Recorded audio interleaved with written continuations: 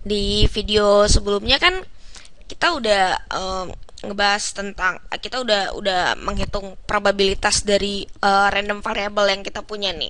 Kita kan punya random variable banyaknya Garuda yang muncul dari 5 kali pelemparan kan. Nah, kita udah ngitung probabilitas dari random variable ini dari kita hitung probabilitas dari Garuda yang sama sekali nggak muncul sampai kita hitung probabilitas dari lima-limanya itu yang muncul adalah Garuda dari 5 kali pelemparan itu. Nah, sekarang berarti kita tinggal gambar distribusi binomialnya. Tapi sebelum itu kita salin dulu deh ininya probabilitasnya. Pertama itu kan kita ngitung probabilitas dari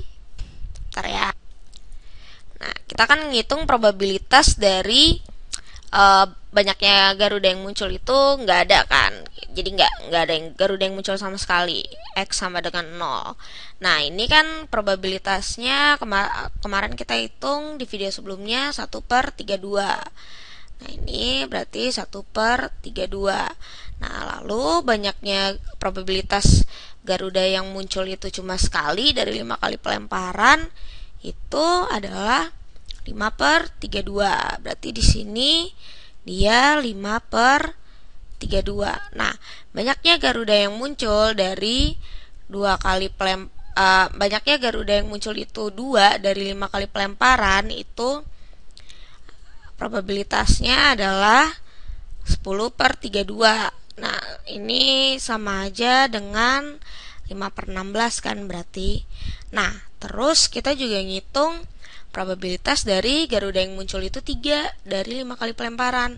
Nah, ini kan kemarin udah saya jelasin juga kan di video sebelumnya bahwa probabilitas munculnya 3 Garuda ini dia akan sama dengan probabilitas munculnya 2 Garuda gitu kan. Nah, berarti dia akan sama dengan ini nih probabilitasnya. Berarti di sini juga dia 10/32. Berarti dia juga dia sama dengan 5/16. Lalu untuk probabilitas munculnya 4 Garuda dari 5 kali pelemparan itu adalah sama dengan probabilitas munculnya 1 Garuda kan. Berarti di sini 5/32 probabilitasnya. Nah, yang terakhir probabilitas munculnya 5 Garuda atau semuanya Garuda dari 5 kali pelemparan. Itu berarti dia sama dengan probabilitas bahwa yang muncul angka semua atau tidak ada Garuda sama sekali. Berarti di sini dia 1/32. Nah, oke, sekarang kita gambar distribusi probabilitasnya. Di sini saya akan gambar garis ya. Di sini kita punya garis X. Di sini kita punya garis Y. Ya, ini garis Y kita. Oke. Nah,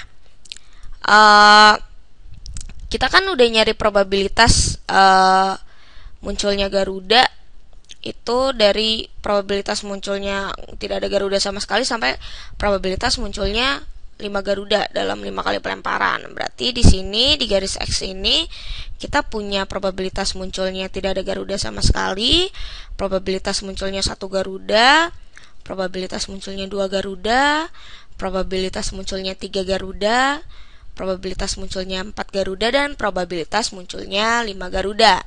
Nah, sekarang kita gambar histogram untuk menggambar distribusi binomialnya. Nah, sekarang kita lihat dulu deh di sini yang paling tinggi probabilitasnya itu yang mana sih?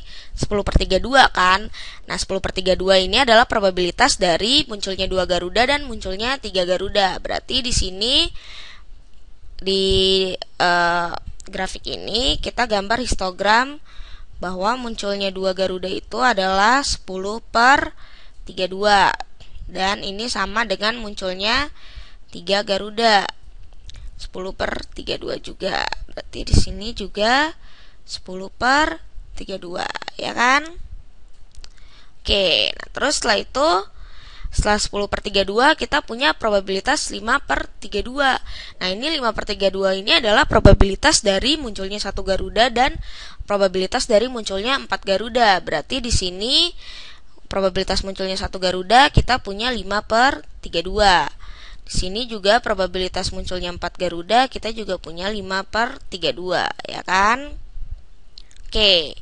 Nah, lalu yang terakhir 1/32. Ini adalah probabilitas munculnya tidak ada Garuda sama sekali atau kelima-limanya itu Garuda. Nah, berarti di sini probabilitas munculnya tidak ada Garuda itu 1/32, kira-kira di sini. Terus munculnya 5 Garuda itu dia 1/32 juga, kira-kira di sini. Oke. Ya. Nah, inilah probabilitas distribusi probabilitas. Iya, kita harus tulis dulu nih di sini. Di sini berarti dia di sini 10/32 maksud saya.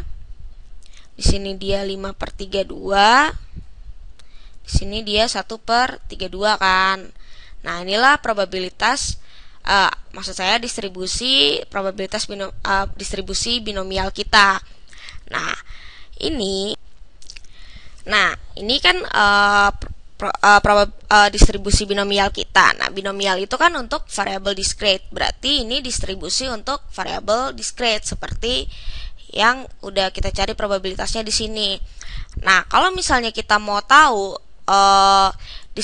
variabel kontinunya seperti apa, itu kita harus gambar yang namanya bell curve atau kurva yang bentuknya itu dia seperti bell.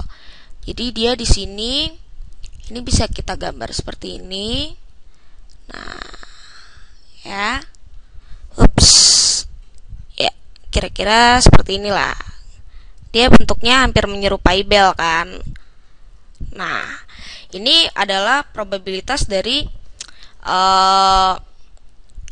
ini maksud saya ini adalah kurva dari variabel random kita, yaitu banyaknya Garuda yang muncul dari 5 kali pelemparan. Nah, kurva ini bisa seperti ini, atau dia bisa juga nih kita bisa gambar kurvanya seperti ini. Bentar, ya, seperti ini nih kira-kira. Oke. Nah, pokoknya kurvanya itu dia akan menyerupai bell. Nah, seperti ini. Dia masih menyentuh histogramnya ya. Ya, beginilah kira-kira. Nah, kita juga bisa gambar kurvanya seperti ini. Kurvanya bisa berbentuk seperti ini atau seperti ini. Nah, kenapa kita gambar bell curve ini atau kurva bell ini? Ini kita pakai untuk kita mencari random variable continuenya gitu loh. Jadi tapi itu ntar kita akan bahas di video selanjutnya. Jadi untuk saat ini kalian cukup tahu sejauh ini aja. Nah, sekarang yang harus kalian pahamin lagi adalah kenapa sih ini disebut sebagai distribusi binomial. Nah, coba deh kalau kalian perhatiin di sini nih probabilitas yang udah kita cari ini yang variabel random kita itu banyaknya Garuda yang muncul dari 5 kali pelemparan.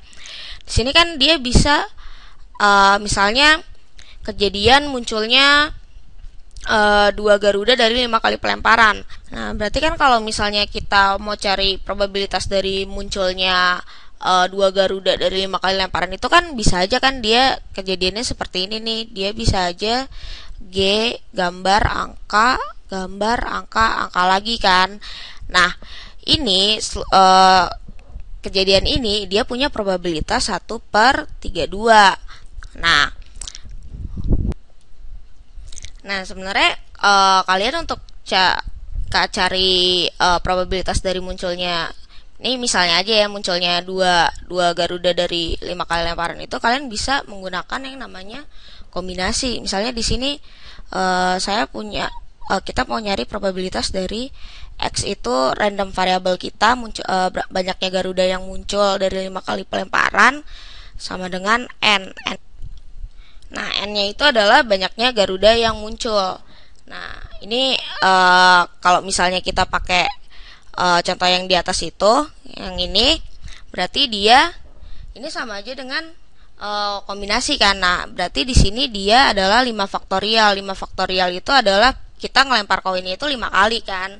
Nah, 5 faktorial ini kita bagi dengan banyaknya Garuda yang muncul. Berarti dibagi dengan N faktorial dikali 5 dikurang N faktorial.